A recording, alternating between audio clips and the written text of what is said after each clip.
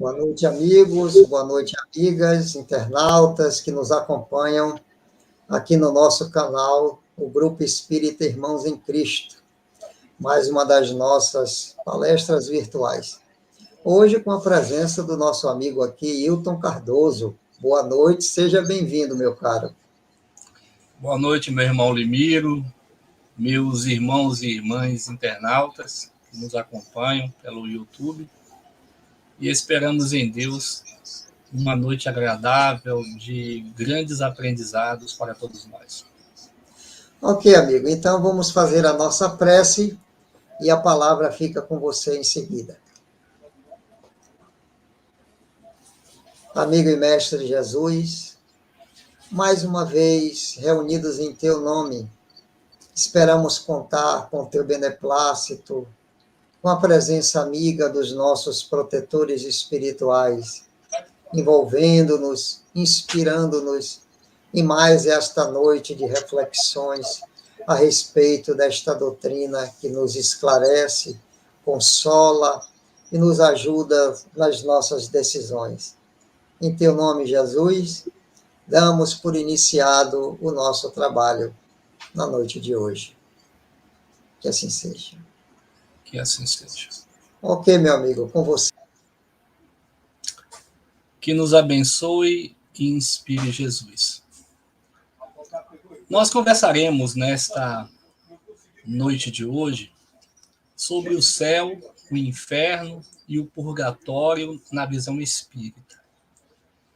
Utilizaremos como base a obra O Céu e o Inferno, publicada em 1865, completando 157 anos, que aborda essa questão com uma clareza muito grande, que auxilia o entendimento do que seja o céu, do que seja o inferno, do que seja o purgatório.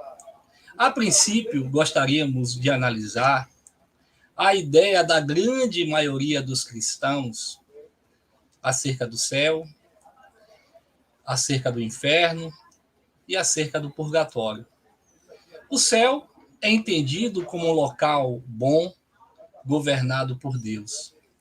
O inferno, um local muito ruim, governado pelo diabo, que seria o opositor do Criador, aquele que seria seu adversário.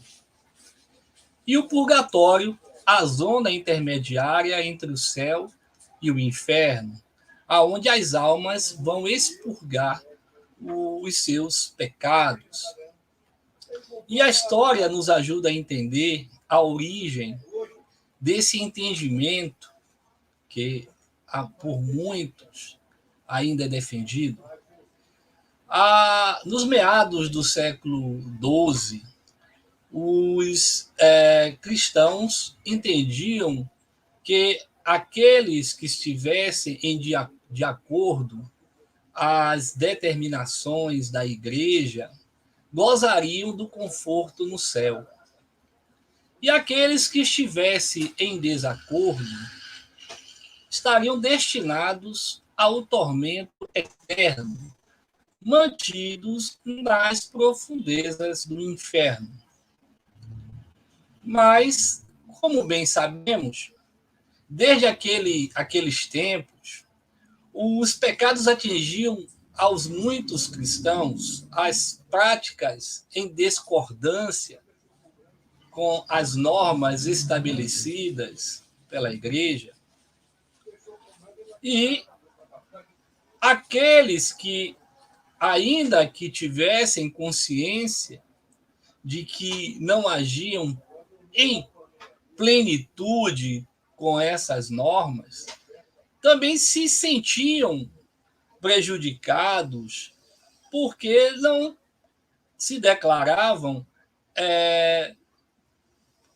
totalmente ruins, pessoas totalmente más. E aqueles, que assim se achavam injustiçados cobravam, né? Cobravam da igreja uma saída, uma explicação, uma alternativa, sabendo que a vivência ela levava a determinadas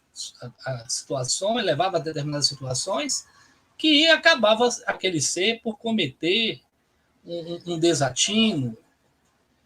E no final do século XII, para início do século XIII, a igreja traz uma solução, traz um processo de salvação espiritual que fugia por completo às normativas anteriores, convencionadas anteriormente. Nasce a ideia de uma zona intermediária, aonde as almas lá permaneceriam para expurgar esses pecados, esses delitos, e após esse período, elas poderiam serem destinadas ao céu. A partir desse entendimento, aí nós entendemos que o céu, o inferno e o purgatório, ele era compreendido como um lugar circunscrito, um local que tem limites bem definidos, semelhante aos estados, às nações, os continentes, algo nesse sentido, nessa ordem para o nosso entendimento. E, sendo esse local muito bem definido, um local onde se gozaria as benécias ao lado de Deus, ou sofreria eternamente numa zona comandada pelo diabo, ou uma zona onde estaria para se melhorar, para sofrer, e não estaria nem correto melhorar, não era esse entendimento, mas sofrer para reparar essas faltas. E nós compreendemos que Jesus ele nos chega com uma fala completamente diferente, embora tenha sofrido toda essa deturpação, como tantos outros ensinamentos de Jesus. Porque Jesus, nós entenderemos que ele nos fala do céu como sendo um estado de alma. E isso claramente é demonstrado por Kardec no livro O Céu e o Inferno. Jesus fala do reino dos céus, comparando nas suas parábolas com as boas realizações, apontando, como eu já disse, para um estado de alma. Recordemos que ele nos diz: o reino de Deus é como um grão de mostarda, que ao ser semeado na terra, e olha o que ele nos diz, sendo a menor de todas as sementes, mas que ela cresce e se torna uma árvore, uma hortaliça robusta, né, de ramos grandes, aonde simbolicamente ele vem nos falar de uma sombra, né? Os pássaros procuram abrigar-se à sombra dessa grande hortaliça, né? Em outro instante, Jesus nos fala: o reino dos céus é também semelhante a alguém que negocia, né, com joias e procura uma pérola perfeita, uma joia perfeita, e tendo achado essa joia, ele vende tudo que tem para possuí-la, né? Então, ele nos demonstra aí, através dessas parábolas, ele nos demonstra, né, que não é um lugar circunscrito, é um estado de alma. E nós encontraremos em Mateus a afirmativa que diz que o reino de Deus está entre nós.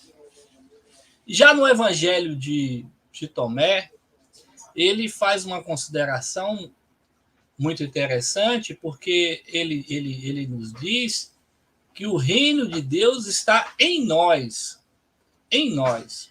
E é bem interessante, aqueles que não conhecem, buscarem conhecer uma obra extraordinária, que é o Evangelho de Tomé, aonde ele nos diz exatamente que o reino de Deus, né, está dentro de nós. Porque ele narra, né, que numa conversa com Jesus, Jesus diz a ele, Tomé, se vos disserem que o reino de Deus está no céu, em verdade eu vos digo, as aves do céu chegaram primeiro. Tomé, se vos disserem que o reino de Deus está no fundo dos oceanos, em verdade vos digo, os peixes chegaram primeiro. E aí ele conclui dizendo, Tomé, em verdade vos digo, o reino de Deus está dentro do homem. Olha, não fica nenhuma dúvida para nenhum de nós de que Jesus está falando de uma realidade espiritual, de um estado de alma.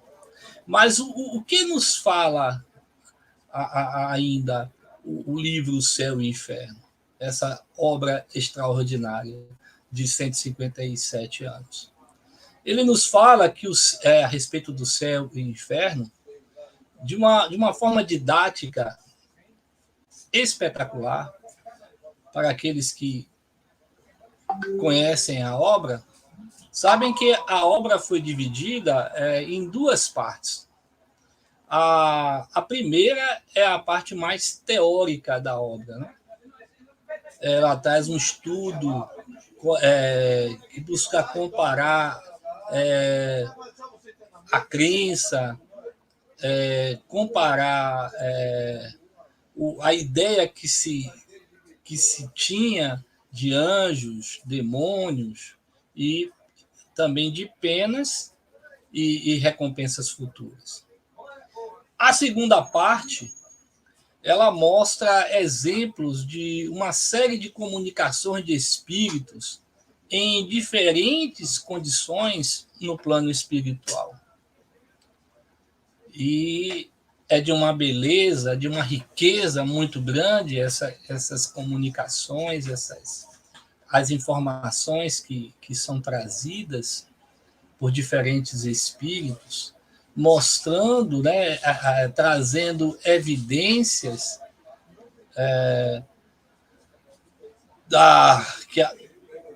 de que a morte não existe, né, que a morte não é o fim, que poderíamos aqui enumerar algumas orientações que tiramos dessa obra, alguns aprendizados que retiramos dessa referida obra, né? Então, como dizíamos, a primeira, a morte não é o fim e nos coloca diante da própria realidade existencial. Daí, desfazendo a ideia de anjos e demônios.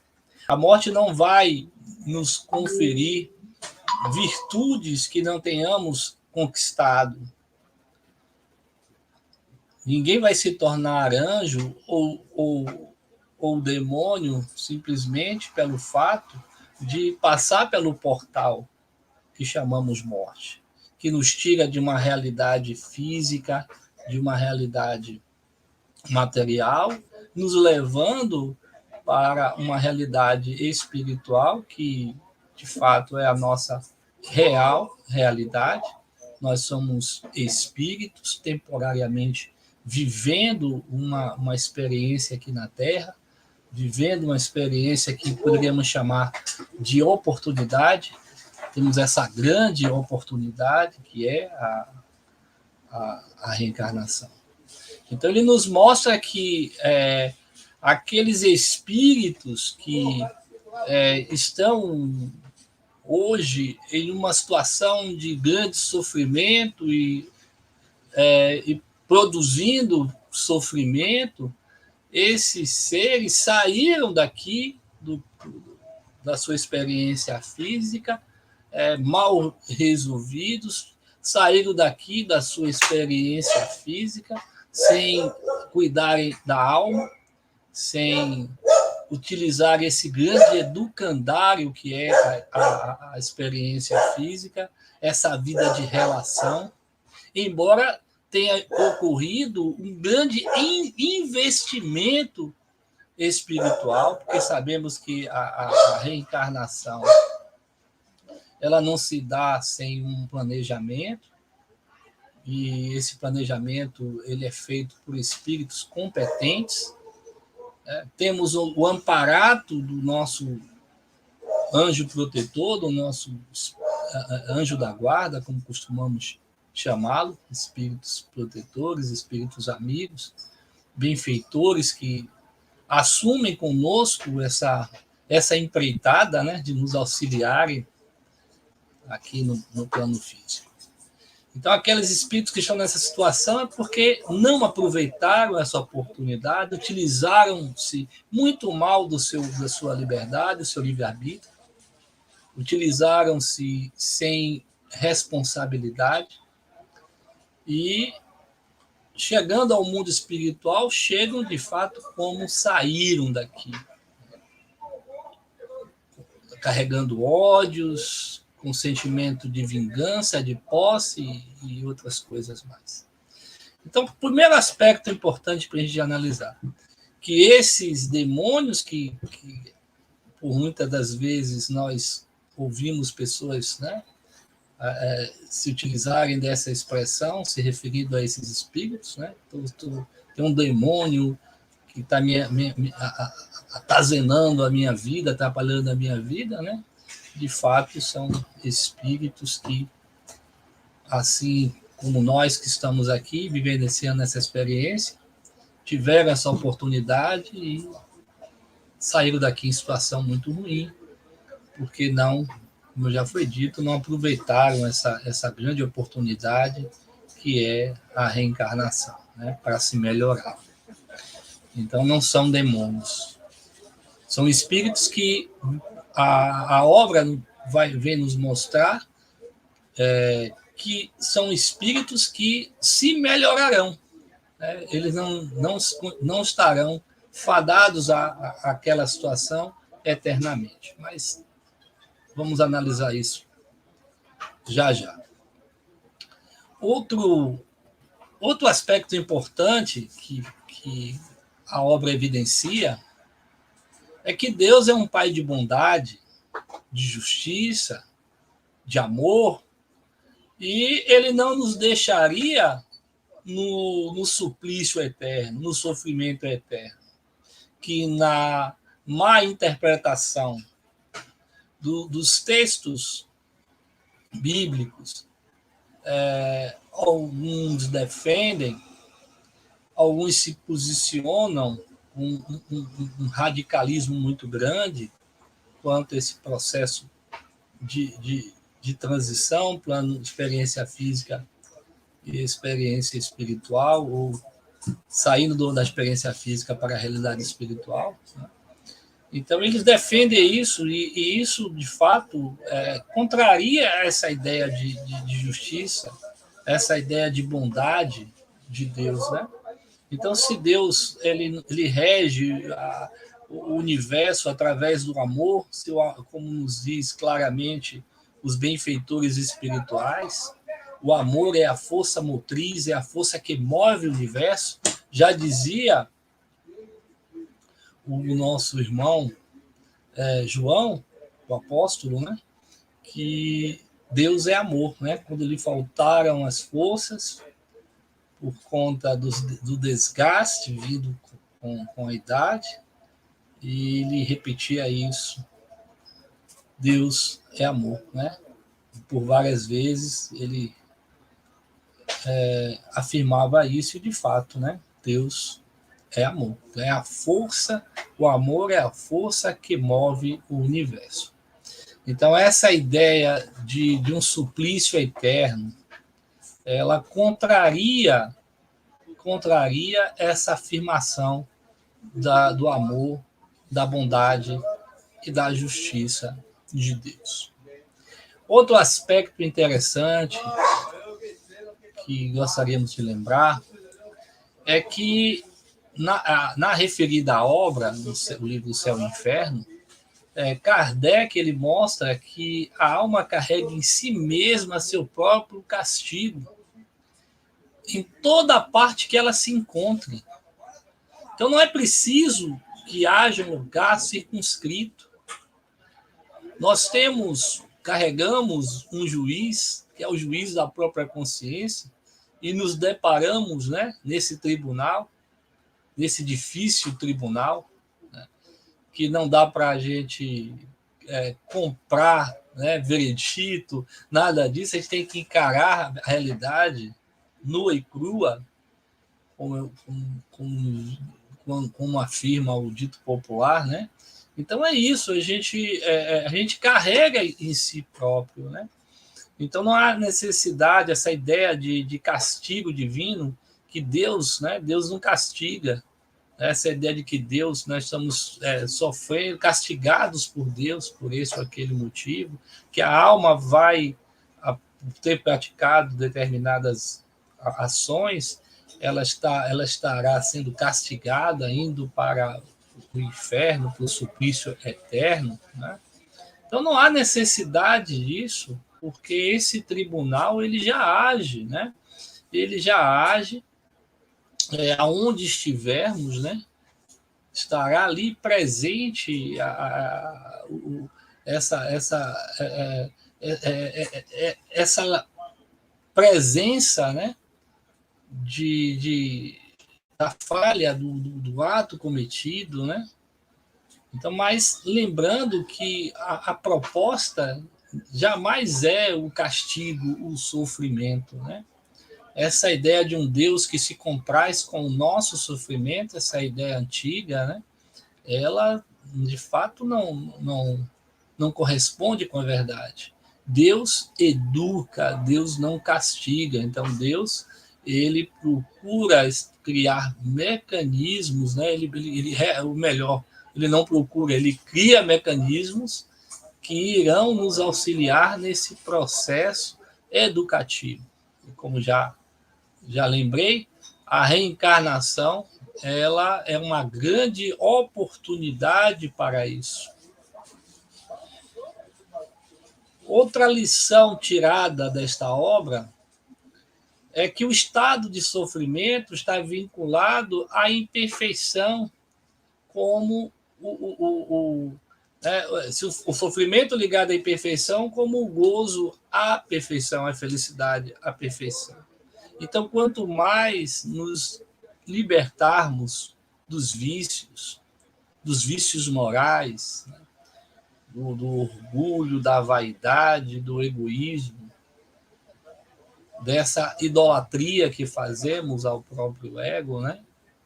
Então, à medida que nós formos nos libertando disso, nós estaremos nos aproximando a uma condição que nos permitirá um estado de felicidade, que nos conduzirá a uma realidade de paz. E todas as vezes que alimentamos esses vícios morais, essas imperfeições, estaremos nos vinculando a uma realidade de sofrimento, a uma realidade reparativa.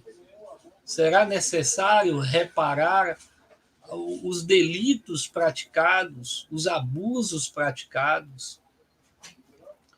E nessa ordem da justiça, né, perfeita que é a justiça de Deus, seremos atraídos a pessoas, a lugares, né, que nos levarão a esse processo de reparação, a esse processo de ajuste, né?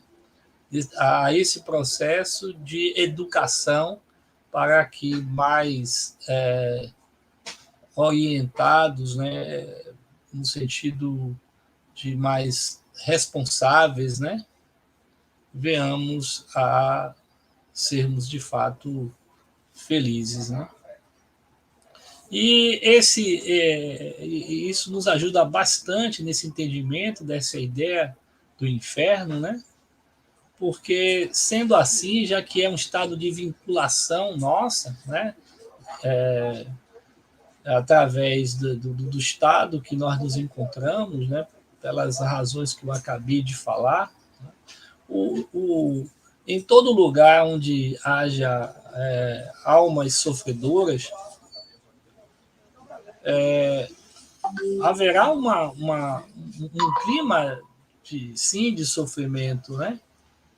Então, o inferno, ele está, como é dito no Livro dos Espíritos, ele está em todo lugar onde haja almas sofredoras. Imagine estarmos ali, todos ali, né? Ao lado de almas realmente egoístas, almas mesquinhas, né? Ou melhor, agora, espíritos, né? Espíritos, né, mesquinhos, espíritos ainda dominados pelo orgulho, dominados pela vaidade, e de fato é uma realidade de muito sofrimento, né? Então, do mesmo modo, podemos dizer, né, que o céu está em toda parte onde haja almas bem-aventuradas. Então, seria o contrário desse exemplo que eu acabei de dar. Se nós estamos cercados de espíritos, né, evoluídos, de espíritos, né, que já superaram esses vícios morais, né, assim como para estar ao lado deles precisaríamos também, né, nos libertarmos desses vícios morais. Então a gente tem uma realidade completamente diferente. Então devemos analisar que esse local, né, que antes defendido, né, e ainda hoje também defendido por alguns irmãos, perde a razão de ser, né, quando a gente analisa à luz da perspectiva que nos traz o livro O Céu e o Inferno. Outro aspecto bem interessante, que eu já falei, é a reencarnação, que é um princípio básico do Espiritismo, né? Vem nos possibilitar, né, a correção das nossas imperfeições e nos levar a evoluir em direção ao amor de Deus. Então a gente não vai de maneira nenhuma, como bem dito Jesus, né, cair no precipício do inferno sem possibilidade de volta, né? Então nós, através da reencarnação, estaremos, né, nos melhorando e estaremos fazendo os ajustes necessários para seguirmos em direção a Deus, né? O livro o livro do Céu e Inferno também ele nos fala, né, das zonas umbralinas, né, que são decorrentes dos espíritos, né, que ali estão, né, que é o que talvez tenha visto, mas não entendido, né, aqueles que que apresentaram e defenderam a ideia do purgatório, né? Nós temos historicamente, né, os relatos de Dante Alighieri, né, que conta, né, que fala dessas zonas, né, fala do inferno e dessas zonas intermediárias, né. Então ali a gente vê que de fato ali foi uma visão mal entendida, né. Então assim, como já foi dito no comentário que fizemos anterior, né, o estado mental do espírito é que vai estabelecer o local que ele vai habitar, né? Este local ele é plasmado pelas ideias e formações mentais do conjunto de espíritos que se aproximam por sintonia vibratória. É isso que a gente vê, né? Então, seria essas ondas, né, que a gente até poderia aqui estar usando como exemplo, o Nosso Lar, né, essa obra maravilhosa, psicografada por Francisco Cândido Xavier, narrada pelo nosso irmão André Luiz, que fala dessas zonas, né, dessa zona umbralina, umbral, né, que lá esteve André Luiz por alguns anos, né? Então, ali, o que a gente vê claramente ali? Né? Que ali, espíritos numa situação mental, né, bem difícil, né? Uma situação onde esses espíritos, né, acabam por, através dessas vibrações, criar uma sintonia que aproxima eles uns aos outros e acabam se machucando e se ferindo, se ofendendo, né? Porque, de fato, né, uma realidade onde ali estão espíritos num processo de desalinho muito grande, né? A gente entende que acabam por se auto, né, machucarem e machucarem também aqueles que estão ali naquele processo com ele, naquele processo vivencial, criando uma zona extremamente perturbadora, né, como o André Luiz ele relata, né? Então a gente vê que as relações de simpatia representam a base da organização social no além-túmulo. Né? A simpatia que atrai o espírito para uma outra realidade, né? A gente vê isso, tem a questão 300, se me falha a memória, a questão 301 do Livro dos Espíritos, né? Que diz isso, né? A simpatia que atrai um espírito para o outro resulta, acho que é isso, da perfeição da concordância dos seus pendores e instintos, né? Então, ele esclarece para a gente isso, né? Ele explica a partir daí essa realidade dessa zona, né? Umbralina, né? Do umbral, né? Que no entendimento católico, porque não há esse entendimento protestante, só o católico, né? E dessa zona intermediária, que eles chamam de purgatório, né? Bom, e a gente vai ainda perceber um outro aspecto muito interessante que nos ajuda a desconstruir essa ideia de inferno como um lugar físico, né? A gente vai ter uma contribuição ainda bem interessante do Livro dos Médiuns, no capítulo 1, né? Que eles falam, né, da organização dos espíritos, né, nessas zonas, né, onde eles falam que os orientadores, né, eles afirmam que os espíritos estão por toda parte e povoam infinitamente os espaços infinitos, né? Eles dizem para a gente isso, né? Então, não está num lugar, um único lugar, eles povoam todo o universo, né? Então, isso nos ajuda ainda a desconstruir essa ideia de um lugar circunscrito, né? Um lugar definido, né? Demarcado, né? Outro aspecto também que a gente poderia estar ressaltando aqui do livro Céu e Inferno quanto o fato, né,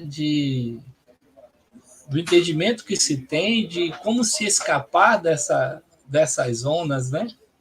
Como se escapar, diriam aqueles que acreditam, né, na ideia do inferno, né? Como escapar do inferno, né? Então a gente entendemos que para que a gente não venha a ter esse dessabor dessa realidade, né, tão muito bem contada por aqueles espíritos na segunda parte do livro Céu e Inferno, né, que falam das suas dores, das suas decepções, né, das suas amarguras, né, das suas depressões na realidade espiritual, né. Então a gente percebe duas coisas muito interessantes, né? A primeira é que a gente, para não entrar numa situação que nos remeta a essa situação que eu acabei de falar, precisamos nos aperfeiçoar espiritualmente. Precisamos nos aperfeiçoar. Precisamos cuidar da alma enquanto aqui estamos, né? Porque muitos se preocupam só em cuidar das suas necessidades materiais e até coisas que não são necessidade, coisas supérfluas, né? Ou vivem em função do ter e não buscam o ser, né? Nesse processo, nesse equívoco, né? Nessa conduta completamente na contramão, né, do que de fato vamos precisar, a gente vê que quando caem na situação, né, no mundo espiritual, né, aí percebem a bobagem que fizeram, né, o engano que viveram, né, a ilusão que viveram, como nos fala a nossa irmã Joana de Ângeles, né, na sua série psicológica, né. Então daí percebem, né, a bobagem que fizeram, né. E aí nós ainda afirmaríamos, né, na segunda observação, né, que é sairmos da ignorância, né? Sairmos da ignorância, nos libertarmos dos erros, das paixões insanas, né? Que é sair da ignorância, né? E isso é a forma que nós entendemos para que possamos, ao deixarmos a organização física, deixarmos a realidade física através do portal da morte, né? Chegarmos numa condição melhor, chegarmos numa realidade melhor. E a gente percebe que isso tem sido, né, nas últimas obras que o nosso irmão Divaldo Franco tem psicografado, a gente percebe, especificamente no trabalho do nosso irmão Manuel Filomeno de Miranda, as observações que ele tem feito, né, de como até dá um destaque muito grande, como os espíritas estão chegando, muitos espíritas estão chegando no outro lado da vida, né, porque a gente dá essa ênfase, porque entende-se que a partir do conhecimento, né, do material que nos foi trazido, deveríamos chegar numa situação melhor, né? Deveríamos estar nesse trabalho de aprimoramento pessoal, né? De autoiluminação, para que, ao chegarmos ao mundo espiritual, não cheguemos numa condição de assistidos mais, né? Daquele que vai lá para trabalhar, vai lá para cooperar, né? Vai lá para se unir a tantos outros trabalhadores, né, para ajudar os que aqui estão ainda em situação muito difícil, né, e também no mundo espiritual, né. Mas essas obras elas têm mostrado realmente a condição difícil, né, que tem chegado esses espíritos no plano espiritual, né, na nossa real casa, que é a casa espiritual, né? E precisamos refletir muito quanto a isso, né? Eu achei assim muito interessante, né? Quando o Dr. Bezerra de Menezes, né, através de nosso irmão Francisco Cândido Xavier, ele nos traz uma reflexão, né? Mostrando realmente que o espiritismo ela tem toda a estrutura, toda a base que pode, de fato, nos conduzir a uma realidade espiritual bem melhor, né? A uma realidade espiritual que nos leve a um estado de consciência, nos permitindo, como eu acabei de dizer, numa condição espiritual melhor. E tem uma mensagem dele, né, que ele diz assim, né? O cultivador é conduzido ao pântano para convertê-lo em terra fértil. O técnico é convidado ao motor em desajuste para sanar-lhe os defeitos. O médico é solicitado ao enfermo para a bênção da cura. O professor é trazido ao analfabeto para auxiliá-lo na escola. E aí ele nos diz: o espírita cristão é chamado aos problemas do mundo a fim de ajudar-lhes a solução. Então, temos, olha aqui ele nos falando da nossa responsabilidade, né? Repetindo, o espírita cristão é chamado aos problemas do mundo a fim de ajudar-lhes a solução. Então, nós, analisando cuidadosamente a obra O Céu e o Inferno, chegamos ao entendimento do conceito, né, de que quando ele nos fala, né, desse processo de salvamento, né, que até Jesus ele é traduzido assim, as escrituras, né, com essa fala do salvar-se, do salvamento, né, de fato ele está nos dizendo, né, que devemos nos livrar dessa ruína, né, que devemos nos preservar dessa ruína, né, de sairmos daqui de uma condição espiritual tão ruim que estaremos entrando em sintonia com um estado, né, de outros espíritos, né, com um estado de sofrimento muito grande, né, e que é uma situação que poderíamos ter evitado, né, que podemos evitar, né, a partir do momento do nosso aprimoramento, né. E Kardec ele nos traz, né, através do Espírito de Verdade, ele nos fala, né, que fora da caridade não há salvação, né. Então a salvação é essa, né, é progredirmos espiritualmente, né, nos auto-iluminarmos para não cairmos nessa situação, né, de profundo sofrimento, dando um trabalho enorme à espiritualidade, quando deveríamos chegar para cooperar, para ajudar, né?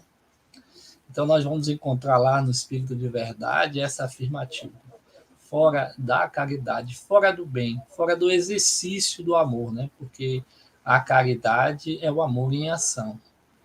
Então a doutrina foi muito feliz, né, quando ela nos traz essa afirmação. Chico Xavier, ele costumava dizer que se a doutrina espírita, né, viesse com a mensagem fora do espiritismo não há salvação, provavelmente ele não fosse, né, espírita. Mas a espiritualidade chega dizendo: fora da caridade não há salvação. Então, fora da prática do bem, né, que vai nos levar a um estado de consciência onde estaremos nos afastando desses vícios morais, das nossas mazelas morais, e nos levando para uma realidade mais feliz, uma realidade de paz, uma realidade aonde estaremos chegando à casa espiritual um pouquinho melhores do que quando chegamos, né? Porque esse é o grande propósito, né? Eu gosto sempre de dizer que a grande proposta é essa: é sairmos daqui melhores do que quando chegamos, né? Melhores do que quando chegamos. Então, se a gente conseguir, né, caminhar à luz dessa busca iluminativa, né, que deve ser a nossa meta, né, e não colocarmos as coisas materiais acima das coisas espirituais, né, estaremos cumprindo com o planejamento, com toda a organização que participamos da nossa chegada, né? Do nosso período aqui na Terra, né? Então, estaremos agindo de acordo. A espiritualidade tem dito que nós cumprimos menos de, né, dos 100% que planejamos, só cumprimos com 20%, né? Então, aqueles que conseguem ainda sair na situação um pouquinho melhor. E com isso a gente entende que a grande maioria atinge um percentual ainda muito menor, né? Então imaginemos, do que planejamos, só a grande maioria só consegue, né, cumprir com 20%, né? Então a gente tem que, de fato, investir muito no nosso melhoramento espiritual, no nosso aperfeiçoamento espiritual, tornando, de fato, a nossa estadia aqui na Terra como um grande educandário, né? Então, o que a gente pôde analisar, né, e trazer para essa nossa reflexão nessa noite maravilhosa de hoje foi essa percepção, né, de que céu, inferno e purgatório é um estado de consciência, né, é um estado de espírito, e não um local circunscrito, né? E que não existe no determinismo divino o sofrimento eterno, não tem lógica a ideia de um reino que se contrapõe ao reino de Deus, né? A ideia do inferno ou de um rival, né?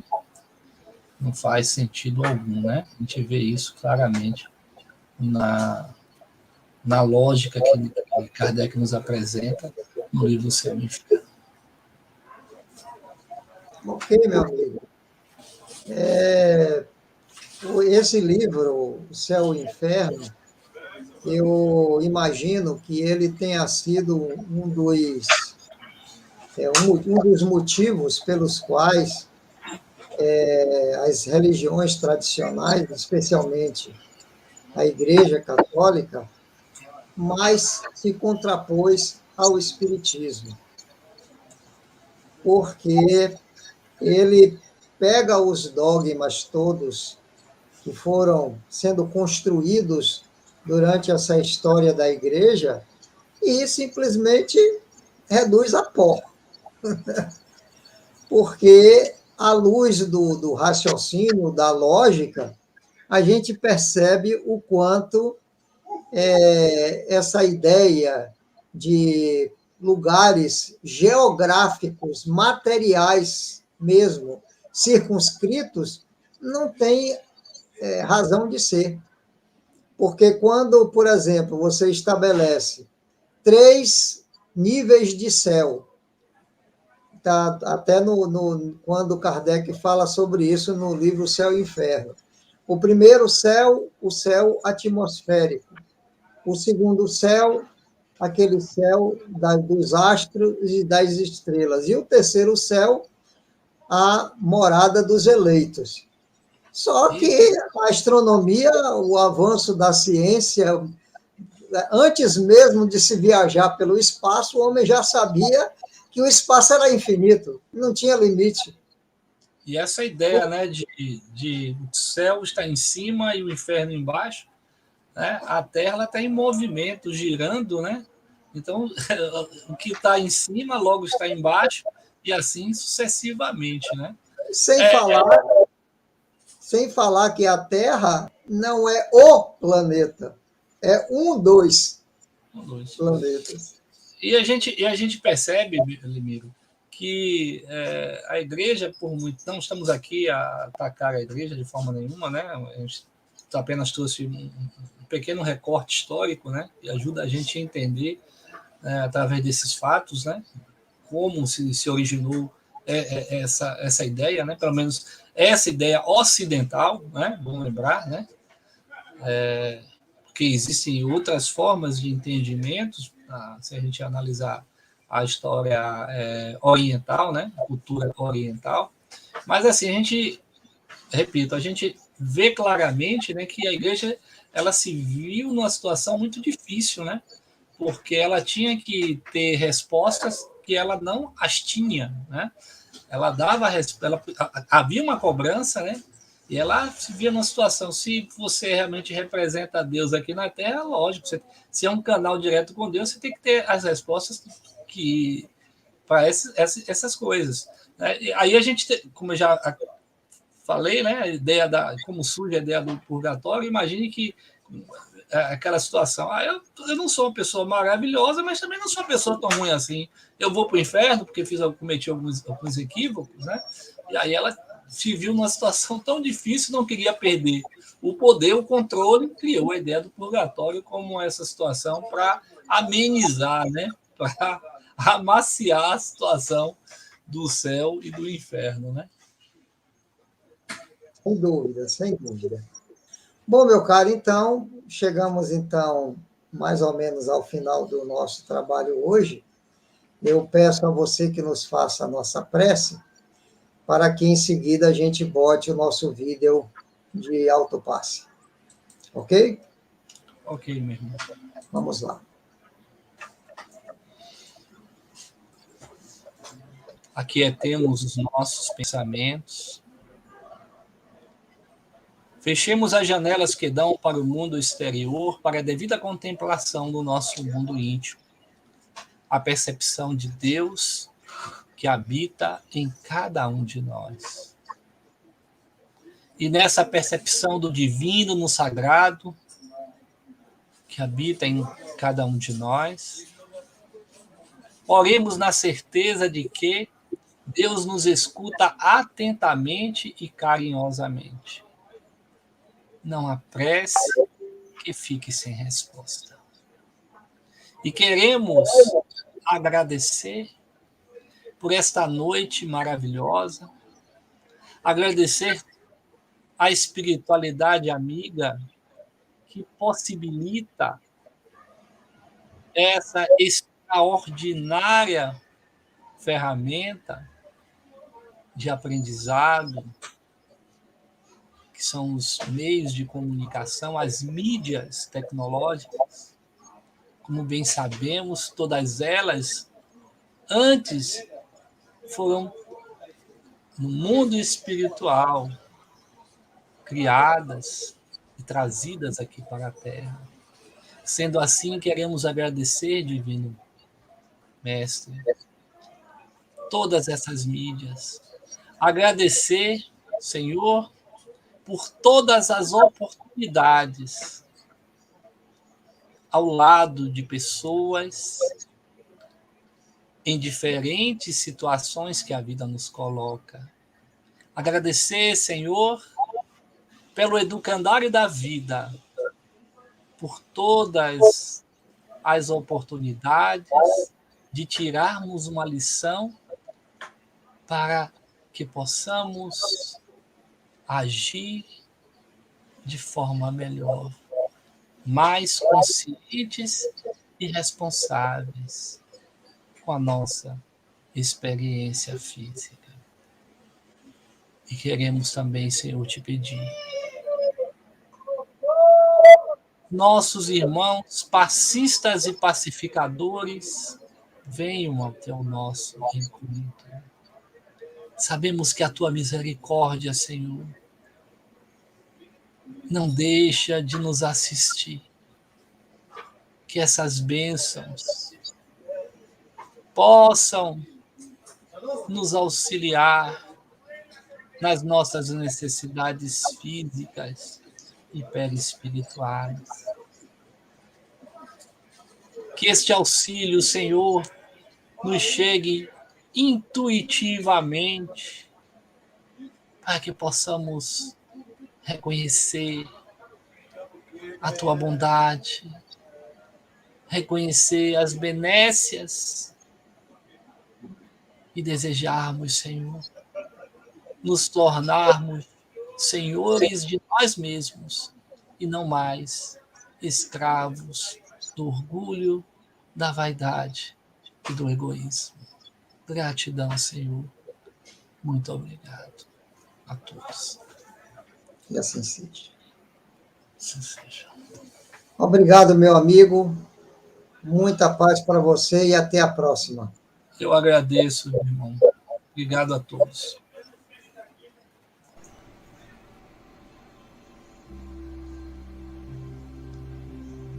Iniciemos agora nosso momento de meditação com alto passe.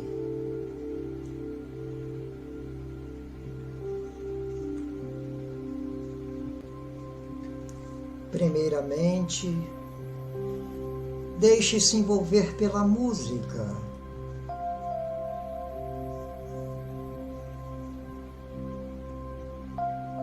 Feche os olhos, respire tranquilamente.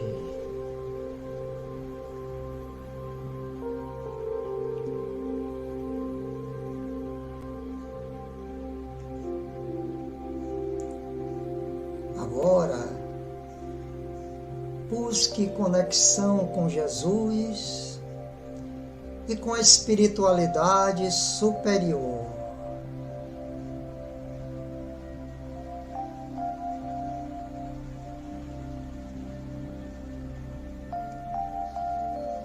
Visualize raios luminosos descendo sobre você.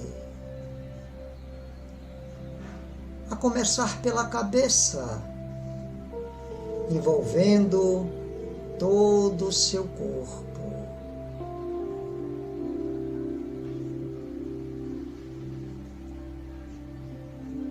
Sinta que uma sensação de imensa paz lhe envolve neste momento.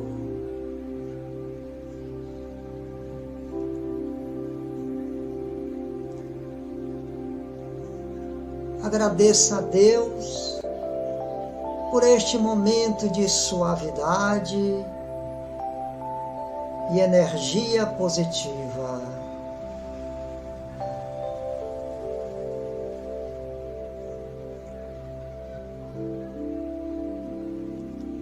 Repita mentalmente: eu estou bem.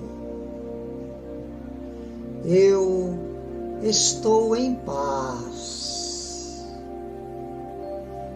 Eu tenho saúde. Eu tenho alegria.